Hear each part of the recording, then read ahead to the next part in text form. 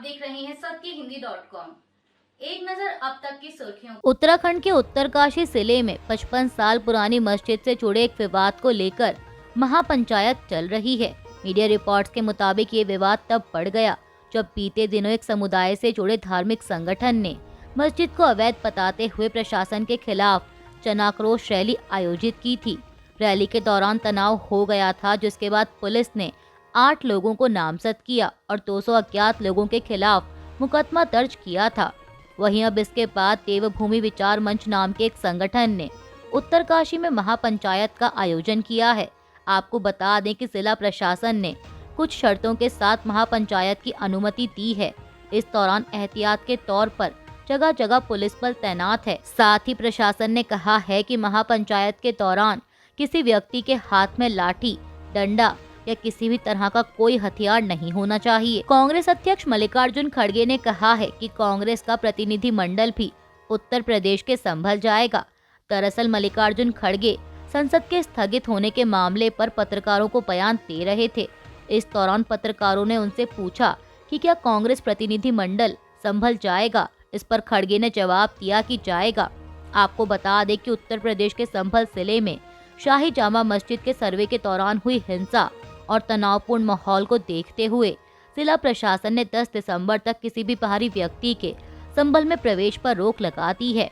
वहीं संभल मामले पर टिप्पणी करते हुए खड़गे ने ये भी कहा कि भाजपा का कहना है कि वहां पहले मंदिर था, अब मस्जिद है, मस्जिद के नीचे मंदिर है। मोहन भागवत ने 2022 में कहा था कि हर मस्जिद में शिवालय ढूंढने का काम ना करें।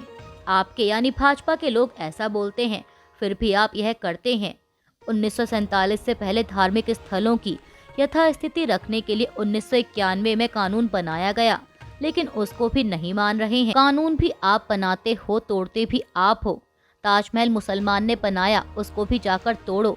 लाल किला भी मुसलमान ने बनाया, वह भी तोड़ दो। हैदराबाद में किला है, वह भी तोड़ दो। कांग्रेस अध्यक्ष ने पूछा कि क्या हम लोग सब कुछ ऐसे ही खत्म कर देंगे। आम आदमी पार्टी विधायक नरेश पाल्यान को दिल्ली के राउज एवेन्यू कोर्ट से 2 दिन की पुलिस हिरासत में भेजा गया है।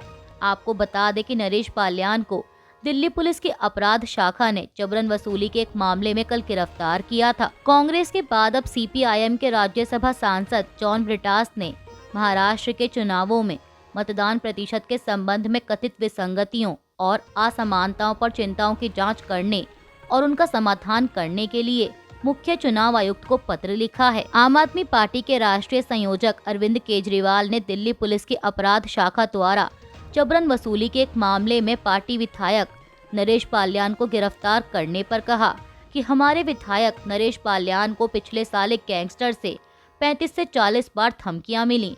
उन्होंने सुरक्षा मांगते हुए पुलिस स्टेशन में शिकायत भी दर्ज कराई थी। कल उन्हें गिरफ्तार कर लिया गया। संदेश यह दिया जा रहा है कि अगर आपको धमकियां मिलती हैं और आप शिकायत दर्ज कराने की कोशिश करते हैं तो आपको गिरफ्तार कर लिया जाएगा। केजरीवाल ने कहा कि इस साल अकेले पुलिस को जबरन वसूली के 160 कॉल की सूचना मिली है। इसका मतलब है कि लगभग हर दूसरे दिन एक जबरन वसूली की कॉल आती है। दिल्ली में कारोबारी डर के साए में जी रहे हैं। हमने ऐसी दिल्ली पहले कभी नहीं देखी। दिल्ली के लोग शांति और सुरक्षा को महत्व देते हैं। कांग्रेस नेता प्रियंका गांधी वाड्रा ने रविवार को कहा कि वह केरल के मुख्यमंत्री पिनराई विजयन को पत्र लिखकर वायनाड भूस्खलन पीड़ितों के पुनर्वास के लिए केंद्र पर भी यथासंभव दबाव डालेंगी। कलपेट्टा में एक बैठक को संबोधित करते हुए उन्होंने कहा कि मैं केरल के मुख्यमंत्री को पत्र लिखूंगी और केंद्र पर भी यथासंभव दबाव डालने की कोशिश करूंगी ताकि पीड़ितों को उचित पुनर्वास प्रदान किया जा सके। प्रियंका ने कहा कि लेकिन मैं प्रधानमंत्री और मुख्यमंत्री दोनों से आग्रह करना चाहूंगी कि राजनीति से इतर पुनर्वास प्रदान किया जाए। आम आदमी पार्टी प्रमुख अरविंद केजरीवाल ने दिल्ली में अगले साल होने वाले विधानसभा चुनाव को लेकर रविवार को कहा कि दिल्ली में कोई गठबंधन नहीं होगा। केजरीवाल ने यह बयान पार्टी मुख्यालय में आयोजित एक प्रेस कॉन्फ्रेंस के दौरान दिया। इसके साथ ही केजरीवाल ने शनिवार को अपने ऊपर हुए हमले और पार्टी विधायक नरेश पाल्यान की गिरफ्तारी का भी मुद्दा उठाया। उन्होंने कहा कि पिछले 2-3 सालों से दिल्ली में कानून व्यवस्था बद से बदतर होती जा रही है। दिल्ली के लोग दहशत के माहौल में जी रहे हैं। खुलेआम दिल्ली की सड़कों पर गोलियां चल रही हैं। ऐसा लगता है कि गैंगस्टर्स ने दिल्ली में कब्जा कर लिया। आप प्रमुख ने आगे कहा कि मुझे उम्मीद थी कि मेरे मुद्दा उठाने से अमित शाह जी कुछ कार्रवाई करेंगे, लेकिन इसकी बजाय हमने देखा कि कल मुझ पर हमला करवाया गया। मैं पदयात्रा में जा रहा था, मेरे ऊपर एक लिक्विड फेंका गया। वो लिक्विड हार्मलेस था, लेकिन वो हार्मफुल भी हो सकता था। इसके अलावा आम आदमी पार्टी के विधायक नरेश पाल्यान की गिरफ्तारी पर केजरीवाल ने कहा कि कल हमारे एक विधायक को गिरफ्तार कर लिया गया और वो भी गैंगस्टर से पीड़ित था। उसके पास भी फिरौती के और अलग अलग तरह के गैंगस्टर्स के फोन आते थे। जम्मू कश्मीर की पूर्व मुख्यमंत्री और पीडीपी प्रमुख महबूबा मुफ्ती ने एक ऐसा बयान दिया है जिससे विवाद खड़ा हो गया है। दरअसल उन्होंने एक प्रेस कॉन्फ्रेंस को संबोधित करते हुए कहा कि आज मुझे डर है कि 1947 के समय जो स्थिति थी, हमें उसी दिशा में ले जाया जा रहा है। जब युवा नौकरी की बात करते हैं तो उन्हें नौकरी नहीं मिलती। हमारे पास अच्छे अस्पताल, अच्छी शिक्षा नहीं है। वे सड़कों की हालत नहीं सुधार रहे हैं, बल्कि मंदिर की तलाश में मस्जिद को ध्वस्त करने की कोशिश कर रहे हैं। संभल की घटना बहुत दुर्भाग्यपूर्ण है। कुछ लोग दुकानों में काम कर रहे थे और उन्हें गोली मार दी गई। अजमेर शरीफ दरगाह, जहाँ सभी धर्मों के लोग प्रार्थना करते हैं और भाईचारे की सबसे बड़ी मिसाल है, अब वे मंदिर की तलाश में उसमें भी खुदाई करने की कोशिश कर रहे हैं। मतदान के दौरान चुनाव प्रतिशत अलग होता है और परिणाम अलग होते हैं, हमें इस पर भी संदेह है। महबूबा मुफ्ती ने कहा कि उन्होंने एक राज्य छोड़ दिया ताकि विपक्ष बोल न सके। बांग्लादेश में हिंदुओं पर अत्याचार हो रहे हैं। अगर भारत में भी अल्पसंख्यकों पर अत्याचार होंगे तो फिर भारत और बांग्लादेश में क्या अंतर है? मुझे भारत और बांग्लादेश में कोई अंतर नहीं लगता। भाजपा नेता रविंद्र रैना ने महबूबा मुफ्ती के बयान का कटाक्ष किया है। उन्होंने कहा कि महबूबा मुफ्ती का बांग्लादेश के साथ तुलना वाला दिया गया बयान बहुत विवादास्पद और दुर्भाग्यपूर्ण है। बांग्लादेश में इस वक्त अल्पसंख्यक समुदायों को चुन चुनकर निशाना बनाया जा रहा है। जिस प्रकार का अत्याचार बांग्लादेश में हुआ, महबूबा मुफ्ती का बांग्लादेश को लेकर भारत के खिलाफ दिया गया बयान राष्ट्रद्रोह है। भारत में हिंदू, मुस्लिम, सिख, ईसाई सब सुरक्षित हैं। वे खुद जगह जगह जाकर रैलियां करती हैं, अपना पक्ष सामने रखती हैं, उन्हें सभी सुरक्षा मिली हुई है। महबूबा मुफ्ती का बयान गैर जिम्मेदाराना है, इसे राष्ट्रद्रोह की नज़र से देखा जाना चाहिए। महबूबा मुफ्ती ने राष्ट्रद्रोह किया है, उनके खिलाफ कानूनी कार्रवाई होनी चाहिए। कांग्रेस नेता जयराम रमेश ने कहा है कि महाराष्ट्र चुनाव में उनकी जो शिकायतें हैं वो सिर्फ ईवीएम को लेकर नहीं है, उनकी शिकायतें पूरी चुनावी प्रक्रिया को लेकर है। आपको बता दें कि महाराष्ट्र चुनाव में वोटिंग के आंकड़ों पर कांग्रेस ने चुनाव आयोग को एक पत्र लिखकर मिलने का समय मांगा था। इसका जवाब देते हुए चुनाव आयोग ने कांग्रेस को 3 दिसंबर को शाम 5 बजे मिलने का समय दिया है। वहीं अब जयराम रमेश ने कहा कि हमने दस्तावेज पेश किया है, चुनाव आयोग ने हमें समय दिया है। महाराष्ट्र के हमारे नेता या एआईसीसी के पदाधिकारी उनसे मिलेंगे।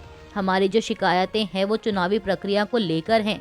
मैं साफ कर देना चाहता हूं कि ईवीएम को लेकर हमारे जो सवाल रहे हैं, हम उसको नज़रअंदाज नहीं कर रहे हैं, पर ईवीएम चुनावी प्रक्रिया का एक अंग है और हम देख रहे हैं कि महाराष्ट्र में पूरे तरीके से इस चुनावी प्रक्रिया में जानबूझकर गड़बड़ी की गई है। जयराम रमेश ने आगे कहा कि हम इसीलिए ये सवाल नहीं उठा रहे क्योंकि हम महाराष्ट्र हारे हैं, ये बिल्कुल असंभव नतीजे हैं।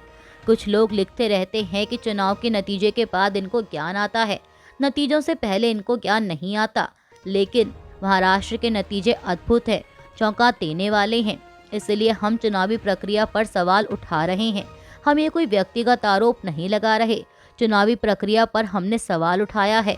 ये हमारे लोकतंत्र के लिए बड़ा खतरा है। बीसीसीआई के निवर्तमान सचिव जय शाह ने रविवार को अंतर्राष्ट्रीय क्रिकेट परिषद के अध्यक्ष का पदभार संभाला, जिसके साथ ही वे वैश्विक संस्था का नेतृत्व करने वाले 5वें भारतीय बन गए हैं।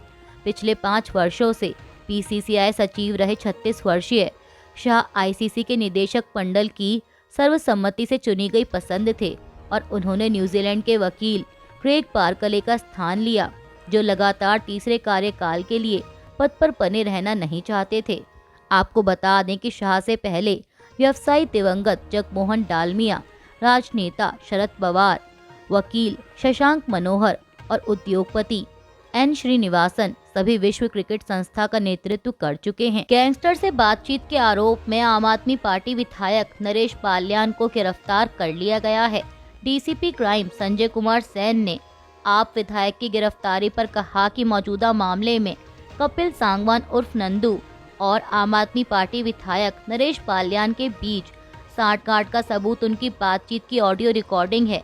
विदेश में बैठे इन गैंगस्टरों के खिलाफ दिल्ली पुलिस की चल रही कार्रवाई का एक फोकस दिल्ली में बैठे इनके मददगारों का पता लगाना भी है। विदेश द्वारा संचालित संगठित अपराध का मुख्य उद्देश्य आर्थिक लाभ होता है, इसलिए अगर संगठित अपराध को तोड़ना है तो इनके वित्तीय प्रबंधन के खिलाफ कानूनी कार्रवाई अमल में लाना जरूरी है और इस प्रकरण में नरेश पाल्यान प्रथम दृष्टया अहम किरदार नजर आ रहे हैं।